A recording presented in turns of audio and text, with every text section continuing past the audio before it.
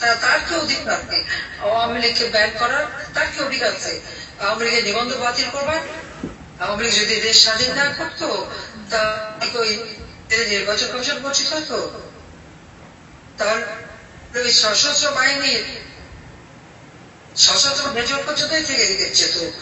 কালীবাদে একজন বোধ কর্নেল পর্যন্ত উঠেছিল, জাতীয় বিদ্যা 6 দফা দেওয়ার পর একজন আধা বাঙালি আর একজন যে বাংলাদেশি বিশ্বাস করে না জেনারেল পর্যন্ত মেজর জেনারেল পর্যন্ত উঠতে পেরেছিল। কোন বাঙালির তো কোন প্রমোশন হতো না। সিভিল প্রশাসনে কোন বাঙালি কি সচিব হতে পেরেছিল? নেহা পাকিস্তানের দালাল একটা দুটো কখনো কখনো তাও তাদেরকে দেওয়া হতো না। করেছে বলেই মেজর জেনারেল লেফটেন্যান্ট জেনারেল হবার সুযোগ পাচ্ছে। সচিব, সিনিয়র সচিব, ক্যাবিনেট সচিব, প্রিন্সিপাল সচিব সেগুলি হবার সুযোগ পাচ্ছে, কারণ জাতির পিতা দেশটা স্বাধীন করে দিয়ে গেছেন বলে। আজকে সেই স্বাধীনতাকে ধ্বংস করার সব রকম প্রচেষ্টা তারা চালাচ্ছে। আর যে পাকিস্তানিরা চত্র উঠেছে, গণহত্যা চলছে, আজকে তারা দাবিদারি করে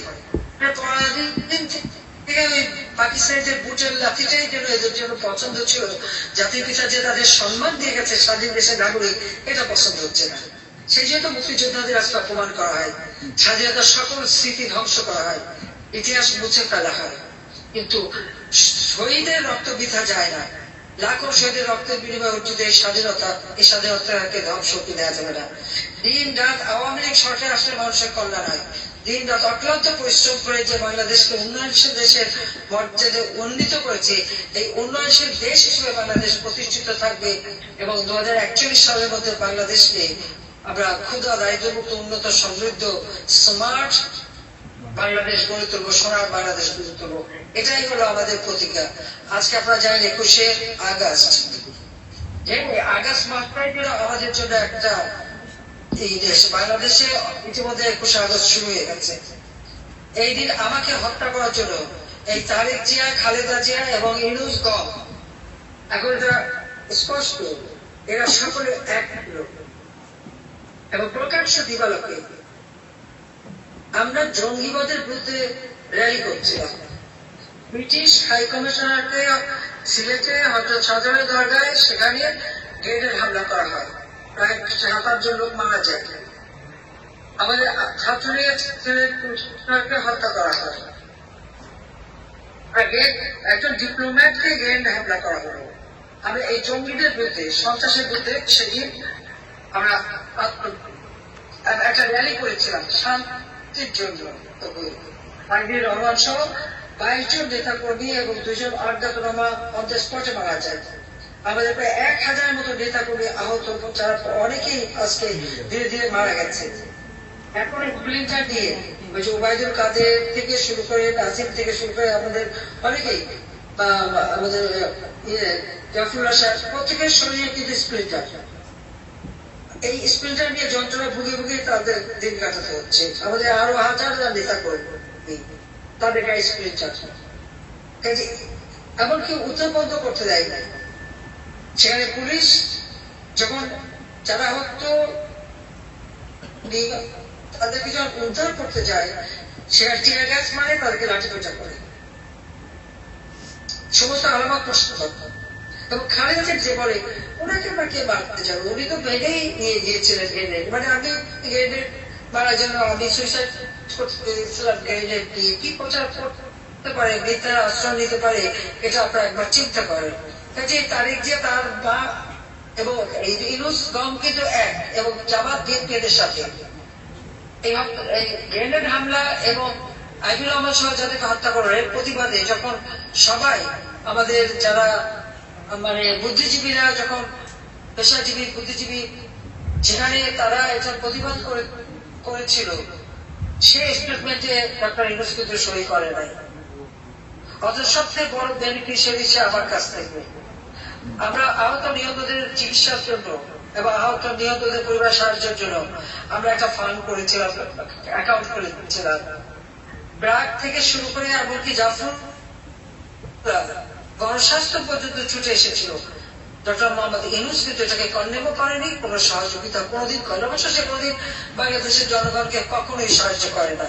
বন্যা খরা যা কিছু হোক না কেন, এই যে অগ্নি সঞ্চার কত কিছু হয়ে গেল, সে কোনোদিন করে না।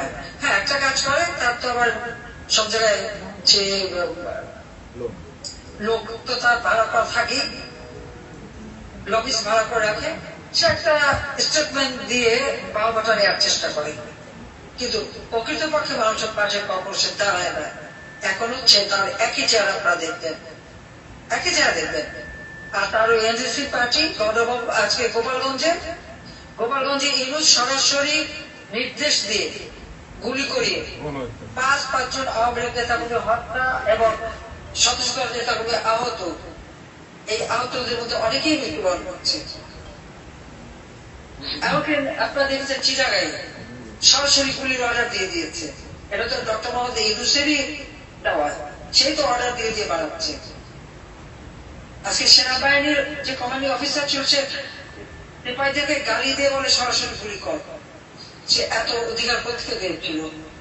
ডক্টর মোহাম্মদ ইউনূসই তো নির্দেশ দিয়েছে সরাসরি গুলি করে তার ওই এনসিপি বেয়াদব প্যাটারে বাঁচানোর জন্য। ওরা নাকি তার শক্তির অভাব, ওরা না থাকলে তার শক্তি থাকে না। এগুলি এখন দুর্নীতি, জঙ্গিবাদী সব কাজে যুক্ত।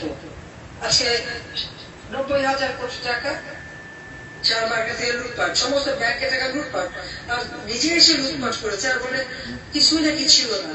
তাহলে আমার প্রবৃদ্ধি যে 6.7 ভাগে আমি উন্নীত করেছিলাম, এই 2024 সালে আমি রেখে গেছি $2,793 মার্কিন ডলার মাথা পিছু আয়, প্রবৃদ্ধি 6.7%। আজকে তা কেন 3% নেমে গেল? ডক্টর মোহাম্মদ ইউনূসকে জবাব দিতে হবে, এবং জবাব দিতে হবে। আমি তাই বলবো আগামী 6 মাসের মধ্যে ওই যে প্রবৃদ্ধি 6.7% উন্নীত করেছিলাম, 6.7 উন্নীত করতে হবে। মাথা পিছু আয় অবশ্য কমে গেছে 2,793 মার্কিন ডলার, 93 মার্কিন ডলার। আচ্ছা, মাথা পিছু আয় আবার সমপরিমাণ বৃদ্ধি করতে হবে। পারের তাকে বেশি ভোট করে সে দেখাবে যে হ্যাঁ সে পারে। রাষ্ট্র চালাতে ব্যর্থ, জঙ্গিবাদী সন্ত্রাসী নিয়ে ক্ষমতা দখল করে বসে আছে। জনগণের ভোটের বা গণতন্ত্র নির্বাসিত, আগে সাংবাদিক, সংখ্যালঘু, আইনজীবী সবাই ইউনূসের দ্বারা হত্যা হয়েছে।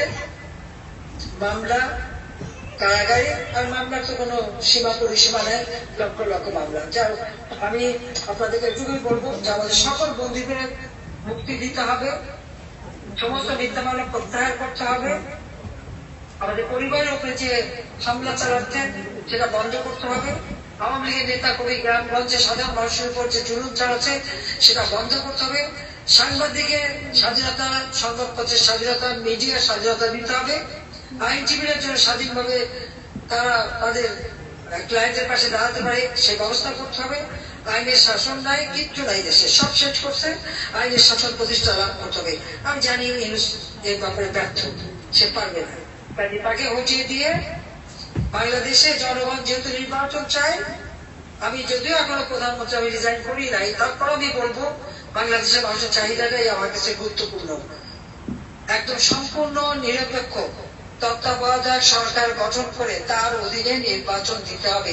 ইউনূসের অধীনে কোনো নির্বাচন সফল হবে না, কোন জনগণ ভোট দিতে পারবে না। সে তো জঙ্গি সন্ত্রাসী এবং তারেক জিয়া আর এক জঙ্গি, এদেরকে নিয়ে সে সমস্ত ভোট নষ্ট করবে।